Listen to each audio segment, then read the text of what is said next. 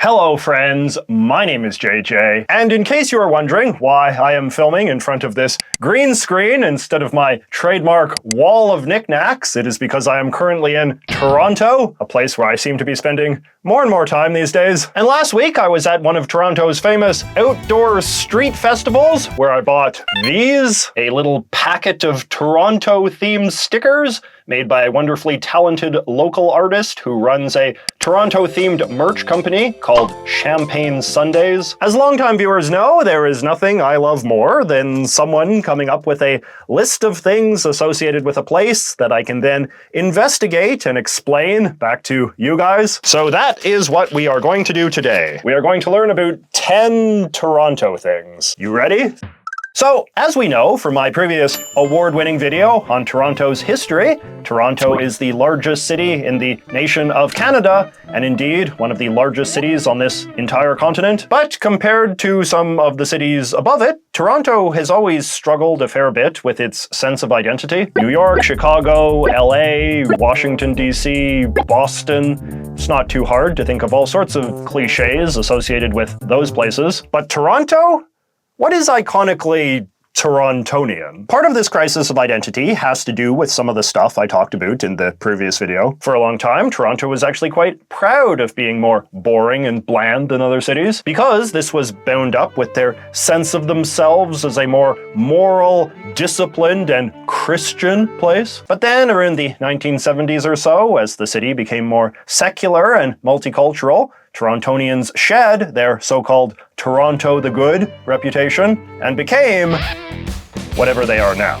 This first sticker here represents that multiculturalism, which the Torontonians have tried to lean into as something that makes them special. One of the most multicultural cities in the world, brags the official City of Toronto website. Now, most big cities in North America are quite ethnically and culturally diverse, but Toronto's unique variable is that it has a very high population of first-generation immigrants, even higher than places like LA or New York City. Though this is not always obvious because Toronto also has a larger white population than those places, which reflects the fact that Canada's immigrant population has a higher percentage of European immigrants than the US. But that said, one of Toronto's most iconic immigrant communities is people from the Caribbean, a fact which has also helped give Toronto the status of the Canadian city with the highest black population at 8%. Every August, Toronto is home to a big festival known as Caravana, which claims to be North America's largest Caribbean carnival. Jamaican patties, which are these little yellow pockets of dough stuffed with meat, are an iconic immigrant food brought over from the Caribbean. You see shops selling them all over the place, and a lot of corner stores will even have a little Jamaican patty heat lamp thing by the counter. I've noticed this sort of thing is common in cities with a lot of immigrants. The act of sentimentalizing one immigrant food in particular as a kind of symbol of the city's larger multicultural character. In New York, it's bagels, in Austin, it's tacos, and in Toronto, it's the patties. This is one of Toronto's streetcars, the most famous part of the Toronto Public Transportation Commission, or TTC. Toronto was one of many North American cities that adopted electric streetcars in the late 19th century, but when other cities later moved to phase them out, Toronto doubled down. Today, Toronto boasts the largest surviving streetcar system on this continent, and you can see them caterpilling along the major arteries of the city's downtown core. Because they impede the flow of traffic in a way that a lot of drivers are not used to, the Toronto streetcars can be quite a polarizing presence, but as far as municipal infrastructure goes, they definitely give Toronto a lot of uniqueness points. All right, and speaking of uniqueness, one thing that definitely makes Toronto unique in a Canadian context is that it is the only Canadian city with a Major League Baseball team and the only Canadian city with an NBA team. Though Canada and the United States have a shared sports culture, with the same sports being popular on both sides of the border, the Canadian cities have been mostly shut out of the major American professional sports leagues. There are tons of Canadian teams in the NHL, but none in the NFL, and the Toronto Blue Jays are the only Canadian team in the MLB, while the Toronto Raptors are the only Canadian team in the NBA. In theory, this is mostly due to the fact that Toronto is just a very large city, even by US standards, and the profitability of a major league team tends to correlate with city size more than anything else. But at the same time, there have been efforts to bring professional basketball or baseball teams to other big Canadian cities in the past, and the fact that those teams have flopped while Toronto's have succeeded can be interpreted as a sign that the Torontonians are just a uniquely team sports obsessed people. There are less than 10 cities in all that have teams in all 3 leagues, right? Now, I used to think that the Toronto Blue Jays were surely named after the provincial bird of Ontario, the province where Toronto is located, but this was in fact not actually the case. The official bird of Ontario is actually the loon of loony fame. Blue jays are just a relatively common bird in eastern Canada. I was looking at newspapers from when the team was first established in 1976, and it seems that the name was considered fairly arbitrary, even at the time. Today, however, it is hard to imagine them being called anything else, given how central the Jays are to Toronto's sense of civic pride. Now, the reason why their NBA team is called the Raptors is a bit funnier. According to this book on the history of the Raptors that I read in the Toronto bookstore without buying, they wanted a team name that would appeal to kids, and at the time the team was founded in 1994, the biggest box office smash was Jurassic Park. And for anyone who is not aware, the Raptors were the big breakout stars of that movie, a type of dinosaur that had previously been fairly obscure. The reason the raptor is red, in turn, is because it is supposed to symbolize how they are Canada's team. Which brings me to a pet peeve I have about the Toronto teams as a Western Canadian. Both the Blue Jays and the Raptors really lean heavily into this idea that all Canadians should care about them, and they have all of this patriotic branding. And it annoys me when Canadians outside of Toronto fall for this and cheer them on,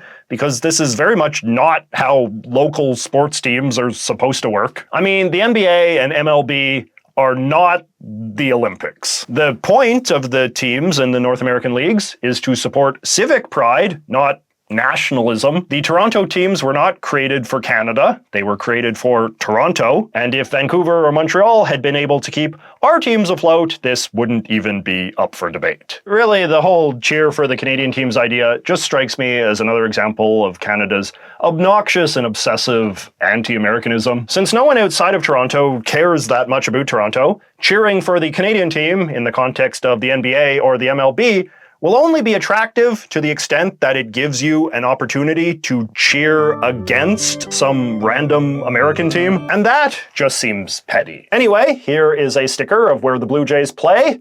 Rogers Centre. Built in 1989, its big gimmick is that it was the first stadium in the world to have a retractable roof, which was considered quite the marvel of technology back then. But it was also very expensive technology, and the stadium was quite a notorious boondoggle for the provincial and city governments that helped pay for it. And this is part of the reason why it is called the Rogers Centre. It was originally called the Sky Dome, but after it went bankrupt in 1998, it was purchased by the Rogers Corporation, who also happened to own the Blue Jays themselves. Rogers is one of Canada's infamous media conglomerates and operates a bunch of different businesses under its name, including the country's main cell phone and internet network, a cable TV provider, and several television channels, radio stations, and magazines. The company was founded by this guy, the late Ted Rogers, and today his family is one of the richest in Canada. I mean, Rogers Centre isn't even their only stadium. Right next door to Rogers Centre, we have perhaps the most iconic Toronto landmark of all, the mighty CN Tower. It is a tall building you can go up in and look at things. A lot of cities have towers of this sort, but the Torontonians are very proud of theirs because it used to be the tallest thing in the world from the time of its construction in 1976 up until 2009, when the people in Dubai built this crazy thing. Although I will note that this chronology is disputed a bit because a lot of the CN Tower's height comes from this giant broadcasting antenna on the top, which a lot of tall building purists do not consider part of a building's official height. And perhaps that is why the CN Tower is not known quite so well outside of Toronto. It did feature quite prominently on one of the album covers of Toronto's Worst Citizen, though. In case you were wondering, the CN in CN Tower stands for Canadian National, which was this giant government-run corporation that operated a whole bunch of businesses in the mid-20th century when Canada was going through a bit of a statist economic phase. Canadian National had built the CN Tower in part to gain access to that enormous broadcast antenna, which they hoped would give their telecommunications division the broadest reach in the country. Canadian National was privatized in the 1980s, and you will never guess who was first in line to snap up some of those assets. The CN Tower itself remains owned by the Canadian government, however. It's a little weird they never changed the name, though. Okay, this one here is kind of obscure. It's the Kensington Market car. Kensington Market is this sort of bohemian part of Toronto, full of small, quirky restaurants, shops, and bars, and this hollowed-out car painted in wild colors with plants growing out of it has become a symbol of that general vibe. It was created in 2006 by some local residents and has risen to become one of the community's most beloved landmarks. Does your city have something like this? I feel like the beloved car covered in crazy crap is a relatively common big city trope. And speaking of common big city tropes, these last three stickers are good examples of the sort of thing I like to talk about in my beloved video series about why your city isn't unique. These are things that I have noticed Torontonians think makes their city really special, but doesn't. Like this one. It's one of those tall boy cans of craft beer. Toronto has a very vibrant microbrewery scene with a bunch of beloved local brands always sold in these distinctive tall cans with colorful labels. You know, just like every other city on this continent. And here is a spray can symbolizing Toronto's glamorous street art scene. All across the city you will find all sorts of lovely murals in alleys and on the side of buildings. And lovely though they may be, they are equally lovely in Pittsburgh, New Orleans, Tucson, Manchester, Des Moines, Montgomery. You get the idea. And then there is this one, which I gotta say I find the most confusing. Toronto people are really under the impression that it is really unique and interesting that their city has raccoons. I have seen so many souvenirs and logos and knickknacks that lean into this idea of raccoons as some very defining Toronto thing, but I don't know, I come from the opposite end of the continent and we have plenty of raccoons there. Raccoons are an incredibly common species all across North America, in fact. As scavengers, they are particularly inclined to live near humans and have proven very adept at getting into our garbage cans, as you can see in this adorable photograph I took back in Vancouver. Like many cities, Toronto has switched to a uniform citywide garbage can regime, which may or may not be doing anything to keep the raccoons at bay, depending on who you talk to. You can see a reference to it on this charming birthday card I bought from another beloved Toronto artisan. So there you have it, 10 iconic Toronto things as captured in man's most culturally significant art form, souvenir stickers. If you're from Toronto, which statistically speaking, a lot of you probably are, do you think there's anything missing from this guy's Toronto canon? And if you're not from Toronto, I would like to hear your pick for a city with a bunch of cultural symbols that you think I should visit next. Or maybe even a city without a lot of cultural symbols. Sometimes those sorts of places can be even more fun to analyze because you have to do a lot more work to find the essence of the city's identity. Anyway, let me know in the comments and I will see you next week, back with the trinkets.